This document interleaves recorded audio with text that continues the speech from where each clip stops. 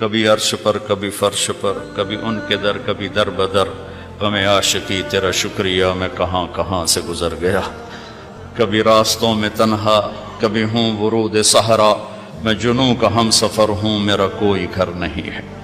میں ابھی آ رہا تھا تو ایک ہمارے یہ ٹورزم کے چیئرمین ہیں، وہ گئے ہوئے تھے کوریا، ان کا فون آیا، میں نے فون کیا، آ گئے تھے، کہنے کہ میں یہاں آیا، لوگ بڑے انوسینٹ ہیں، اگر یہاں اسلام کی دعوت چلے۔ میں نے ایک کو دعوت دی کہ تم یہ دیکھ رہے ہو پہاڑ، یہ دریا، یہ درخت، یہ سبزہ، یہ سب کس نے بنایا؟ کہنے لگا کس نے بنایا؟ میں نے کہا یہ گاڈ نے بنایا۔ کہنے لگا تو گاڈ کو کس نے بنایا؟ تو کہا پھر مجھے اس کا جواب نہیں آیا، تو مجھے آپ کا خیال آیا آپ ہوتے تو اس کا کوئی جواب ہوتا۔ میں نے کہا اس کا جواب تو گاڈ کے اندر موجود ہے۔ لفظ گاڈ اس ہستی پر بولا جاتا ہے جسے کسی نے نہ بنایا۔ لفظ کی وجہ یہ ہے، لفظ کے اندر یہ معنی ہے کہ وہ ہستی، وہ ذات جسے کسی نے نہ بنایا ہو، اسے گاڈ کہتے ہیں انگلش میں، اسے اللہ کہتے ہیں عربی میں، اسے خدا کہتے ہیں فارسی میں، اسے یزداں کہتے ہیں فارسی میں، اسے بھگوان کہتے ہیں ہندی میں۔ جسے کسی نے نہ بنایا ہو وہ اللہ ہے۔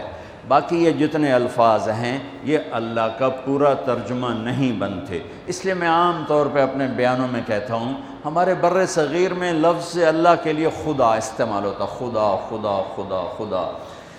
میں یہ کہا کرتا ہوں کہ اللہ کا ترجمہ صرف اللہ سے ہوتا ہے، لہٰذا خدا کی بجائے اللہ کہا کرو، اللہ کہا کرو، کہو اللہ۔ آسمان تک نور پھیل گیا ہے، آسمان نہیں عرشوں تک نور پھیل گیا ہے۔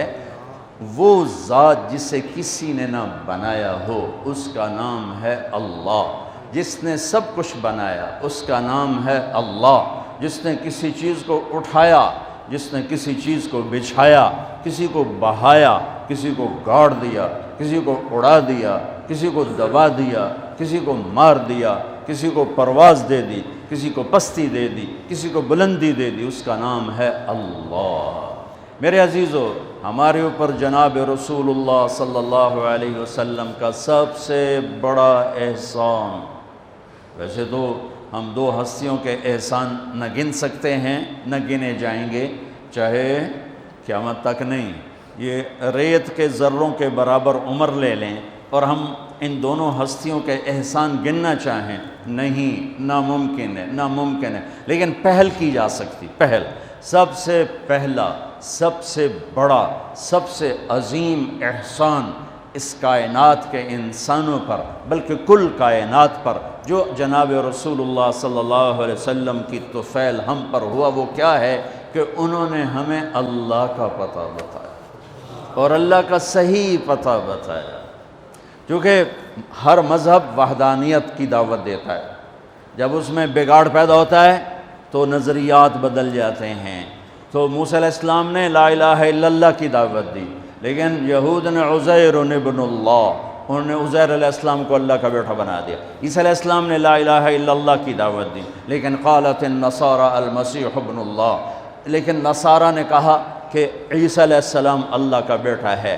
ہمارے نبی پاک صلی اللہ علیہ وسلم نے ساری شرک کی جڑیں کاٹ کر اور ایک اللہ کو 4 آیات میں اتنے خوبصورت انداز میں بیان کیا، قل هو اللہ احد اللہ الصمد لم یلد ولم یولد ولم یکن له کفوا احد، اسے اللہ کہتے ہیں۔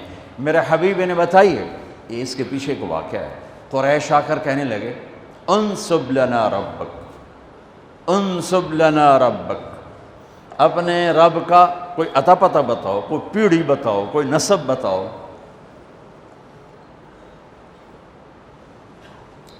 تو ہمارے نبی کے فرمانے سے پہلے جبریل اترا، یا رسول اللہ تعالیٰ فرما رہے ہیں کہ یہ آپ کے رب کی پہچان ہے، یہ آپ کے رب کا تعارف ہے، کیا ہے؟ قل هو اللہ احد، انہیں بتاؤ وہ اللہ ہے۔